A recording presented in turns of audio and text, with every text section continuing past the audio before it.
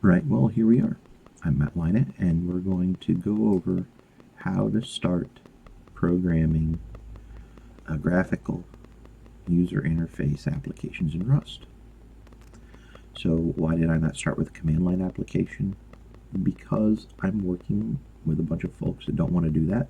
So we'll see how teaching a UI framework from the very beginning will work. The UI framework we're going to be going over is slint. And our first project is going to be making this memory game over here. We'll be doing this in multiple videos, though. We're first going to talk about just getting started, what you need, all the prerequisites. So one of the first prerequisites is that you need to have Rust installed. And if you click on the Getting Started tab over here, it will give you the Rust Getting Started guide. I know many of you already have Rust installed on your machine, so if you do, and you have the C++ toolchain for Windows, you're fine. If you have the appropriate toolchain for Mac or Linux, you're fine. There are other extensions for VS Code you can use. VS Code is not my go-to editor, but it is an editor many people like. So that's what we're going to be using here. I'm using an open source version VS Codium, but you can just download VS Code if you want. The extensions that we want to have are the slint extension. So you can go click on this little box here with the 3 boxes. You click on there, you type in slint, and you can get the language extension, which means that when you go and you write this kind of code that we're doing here, or at least the kind of code that's going to be up there, your Visual Studio Code will be able to analyze it, make recommendations, and the like. You can also make sure that you have Rust-analyzer. I already have that installed. You can click on Install for that, and CodeLLDB.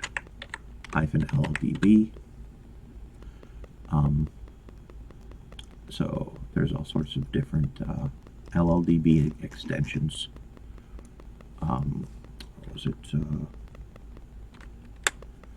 Either way, I'll put the link to, yes, CodeLLDB, no hyphen. It requires a reload, so I guess we just reload this. And there we go.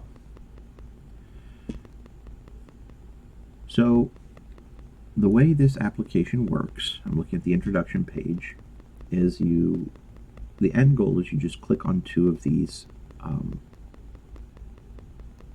tiles, and if they match, they match, and it's just like the matching game that you played as a kid. They'll turn green and then just stay there. And then your goal is to just match them 2 at a time until you clear all of the board. So that already has enough logic in it to be able to get you through all the basics of knowing how to program. The way you would get started is to make a new project. And for those of you that have asked me, the way that you run these sorts of things is you need to have a terminal. And on Windows machines, that terminal is going to be PowerShell, or you can use Cygwin or something, but we're going to use PowerShell here. And on Mac, you can just pick whatever. On Linux, you pick whatever your terminal happens to be. If you have Visual Studio Code open, you can actually type in Control tilde. So the thing that the little squiggly key next to the 1, and it will open a terminal here at the bottom. And you can follow all of the instructions here, but I'm going to go make a new folder here. So do make dir and we're going to just call it learn to code. Enter. I'll cd, so that's change directory into learn to code. And now from this directory, I can run the commands that are specified over here. I'll zoom in for you a little bit. This one you can find linked in the description below. This is, it'll be linked to the introduction page, and you can go click on the Getting Started page, and it'll tell you all the commands to run. So because this is going to be a memory game, we run the command. You run the command cargo new memory. And the cargo application will go make a new sparsely populated, completely new program. And you cd means change directory into memory. Now you can see we're in the memory directory.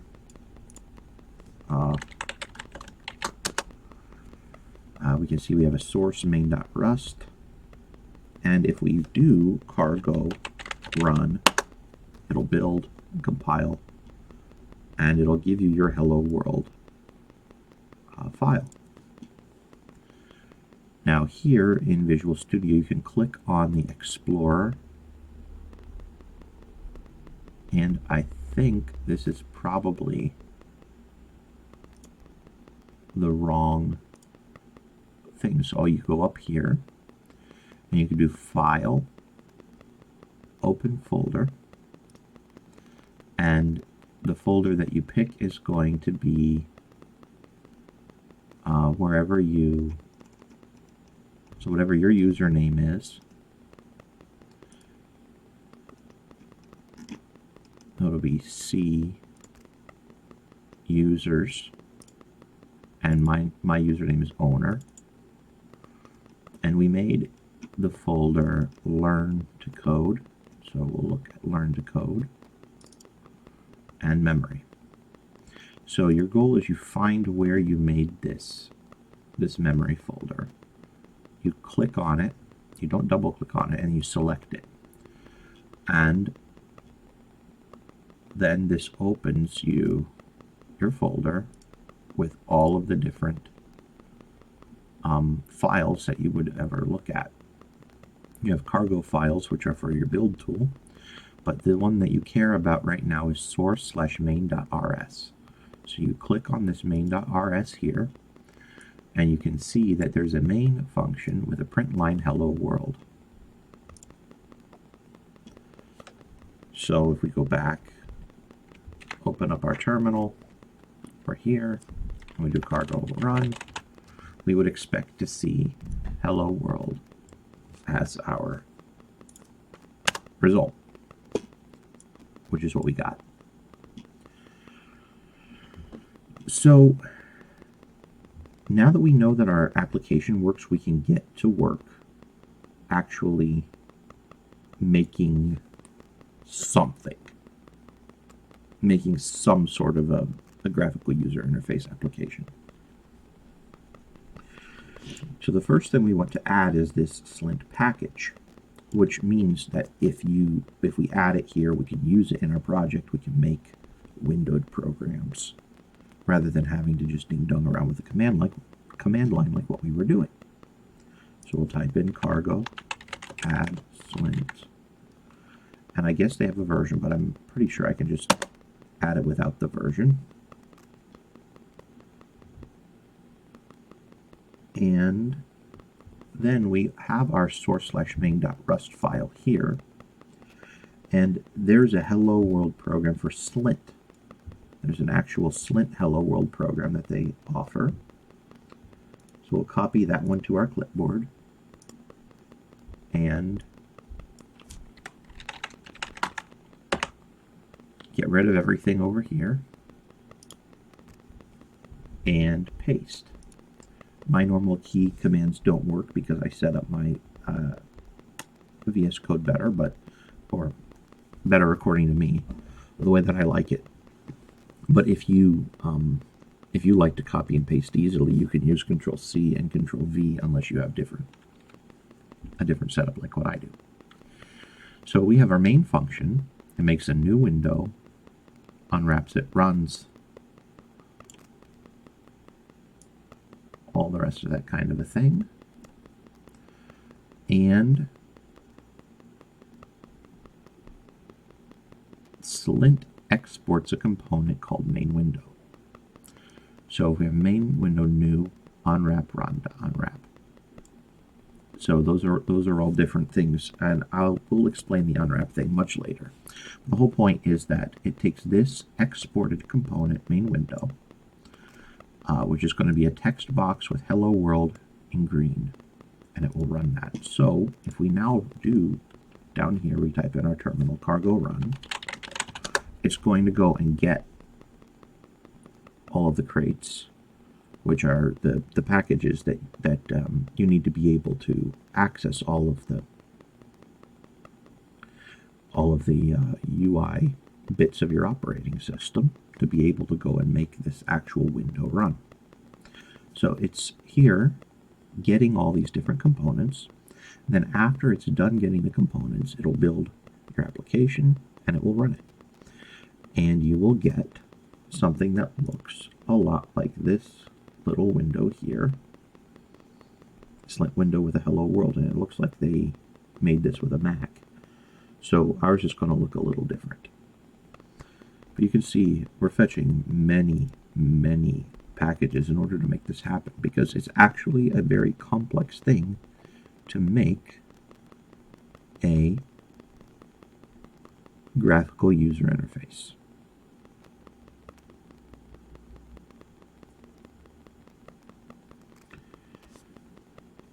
All right.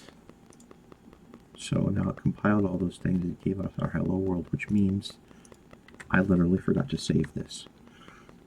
So you can hit Control S to save, or I hit Ctrl W to save.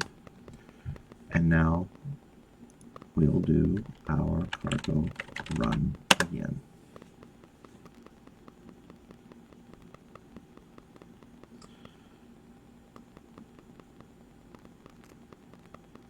And the reason that this is taking a long time is because it's running cargo check on all of the files that we just downloaded. You can see here at the very bottom it says running cargo check on all these different things. And it can be annoying and it can take a long time, but it'll eventually work. And now that it's gone and run the cargo check on everything, we got this little teeny tiny hello world program up here. I can't even drag it because it's so small. So I can suppose make it into full screen, or I can put it back to small screen and I can close it. So literally all we've done here is prove that we can go and make this program run. We'll hit X here, close that one, and that got us through the hello world example. But that's not very fun. So I'll get you through this number 3 memory tile lesson, and that'll be the end of our first set of video. So we have our skeleton in place. It says with the skeleton in place, let's look at the first element of the game, the memory tile. So it looks like this. A memory tile looks like this thing here. It'll be the visual building block that consists of an underlying filled rectangle background. So it's a blue background now. The icon image. So there's some bus here. And later we'll add a covering rectangle that acts as a curtain. The background rectangle is declared to be 64 logical pixels wide and tall. It's filled with a soothing tone of blue. Soothing. Note how lengths in the slint language have a unit. Here the px suffix. So you can see width 64 pixels, height 64 pixels, background. So you find it's a 6-digit number in base 16. And this is a red value, a green value, and a blue value. So a big blue value and small red and green values gets us this color here. Note how lengths in the slint language have a unit here, the pix suffix. That makes the code easier to read, and the compiler can detect when you're accidentally mixing values with different units attached to them. So instead of this slint macro that we have here, that we copied with our hello world component, says we copy the following code inside of the slint macro instead. So you can copy it. There's nothing wrong with copying it, but I think that it makes the most sense to type it just so that you get an idea of what's going on. So I go and find all these different elements that I deleted. You can select it and just hit backspace. I select it and hit D. And so within our slint macro, we make our component. What was it? Memory tile inherits rectangle. And we can think about, what does that do?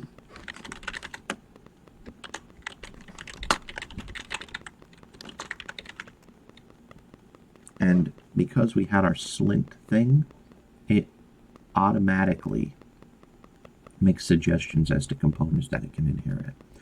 Rectangle is a component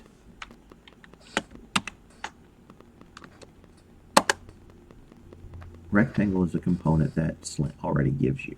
So you get that rectangle business for free, and then you can edit it and make it however you want. Width 64 pixels, semicolon. Height 64 pixels. And if you want, when you see things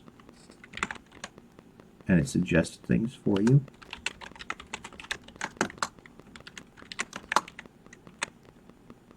you can hit tab to take the suggestion. So now you can even see Visual Studio Code kind of gives you an idea of what the color is going to be. That's a little nice feature. And if you actually like changing the color, you can by dragging this and you'll get a different color. So a nice little feature. Now we don't yet have our bus image, so we're going to actually have to download it. And this curl command isn't going to work because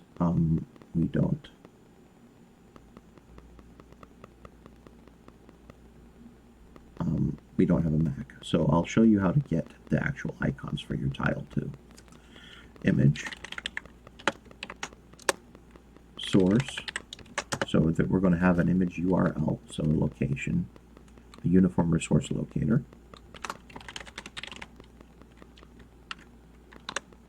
And it's going to be icons/bus.png. And then here, semicolon at the end of the line, width, parent.width, height, parent.height. Which means that this memory tile that contains an image, the image you're going to force to be the same size as our tile, so 64 pixels by 64 pixels.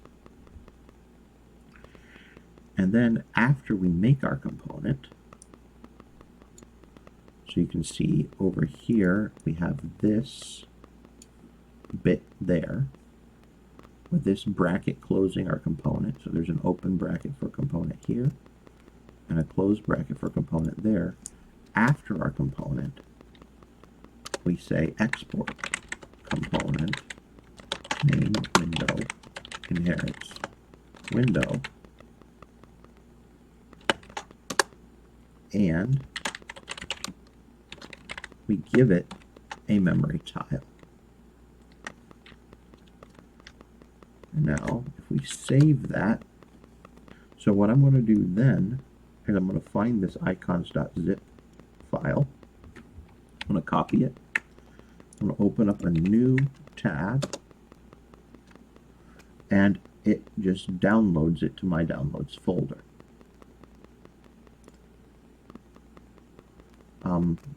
I can now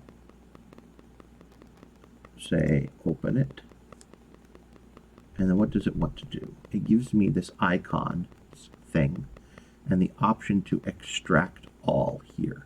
So I'll click on extract all, and I'll put it into C users owner, and what do I have? Learn to code / memory,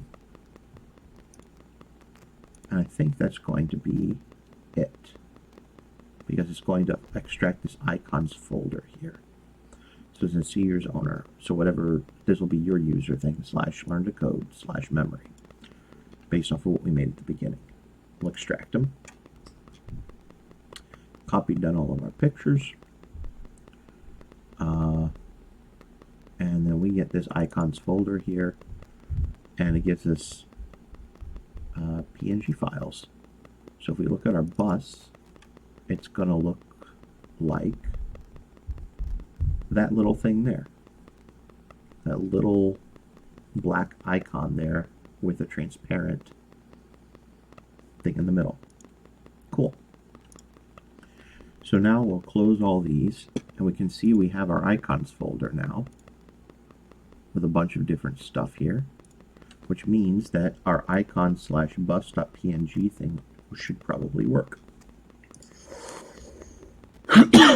And we didn't need to do the unzip stuff. Now, if you're working on a Mac or a Linux machine, the curl command should work just fine. But if you're not working on a Mac or Linux machine, do what I showed you instead. Now we run the program with cargo run. It says over here. It should give us our window on the screen that shows an icon of a bus on a blue background. So we'll see what happens. Cargo run. So it compiles all this. Unoptimized. Oh, so here we have our little window. Guess I can go and drag it. I do this in order to give myself something to drag. And we have, like it shows right here, a bus on a blue background. And if we close that, we can see we got through the memory tile section. Up next is going to be a thing, the lesson polishing the tile, which lets it go and open and close as you click on it. So that's what we're going to wind up doing next. That is all we have time for today.